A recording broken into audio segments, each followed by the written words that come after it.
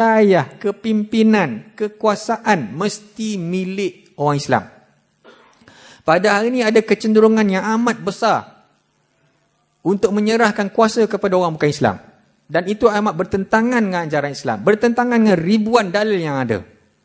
Dalam Al-Quran diulang berkali-kali jangan kita mengambil orang kafir sebagai teman rapat, apatah lagi sebagai pemimpin. Doktrin ini kena ada dalam kepala kita. Wilayah, kepimpinan, kekuasaan milik kita. Tak boleh bagi kepada orang lain. Sebab apa? Kalau kita bagi kepada orang lain, ketuanan syarak takkan berlaku. Siapa lagi yang akan mempertuankan syarak kalau bukan orang Islam? Ya. Kemudian, wilayah ini pula bukan diambil sekadar kuasa negara sahaja. Tapi kita kena ingat, konsep wilayah dalam Islam, dia berasas daripada sistem sosial kita sendiri. Wali nikah, wali anak yatim dan sebagainya. Kita ni lahir-lahir dah ada pemimpin. Pemimpin dalam sistem sosial kita, mak bapak kita. Dan saya nak cerita, wali nikah ni tak boleh tak jawatan. Sebab itu ketetapan Allah Subhanahu Wa Taala. Jadi, bila cakap pasal kepimpinan atas lagi, dia ikut tabiat sistem sosial itu berpemimpinkan orang Islam. Ya? Dan orang duk bercakap pasal orang bukan Islam. Orang bukan Islam ni, Allah Ta'ala sebut dalam Quran, surah Al-Mumtahanah ayat 8, clear. Bahawasanya kita boleh berbuat baik dan berlaku adil dengan syarat mereka tidak memerangi Islam dan tidak mengeluarkan kita daripada negeri kita.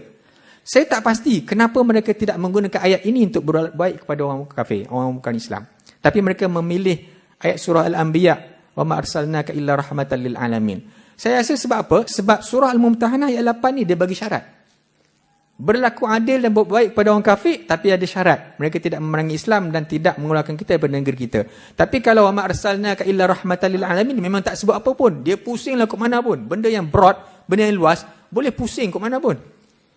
Sedangkan ayat itu tak ada kaitan pun dengan berbuat baik dengan orang kafir. Saya kaji benda ni 79 kali disebut dalam Quran, hanya 5 kali saja disebut tentang orang kafir, perkataan rahmah itu. Dan dia tak ada kaitan pun dengan kuasa. Jadi ini benda penting. Kalau saya nak bawa dalil tentang wilayah, kepimpinan, kekuasaan mesti berlega di kalangan orang Islam sahaja, terlalu banyak dalil.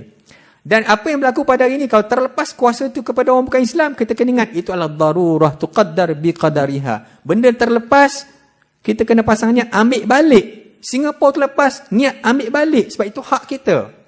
Dalam keadaan sekarang ini, kerajaan didominasi oleh orang bukan Islam, kita kena ingat, kita kena ambil balik. Bukan persilakan lagi. Tak apalah, dia lebih baik kita. Dia lebih beramanah. Tak ada dalam doktrin orang Islam sepatutnya macam tu. Ya.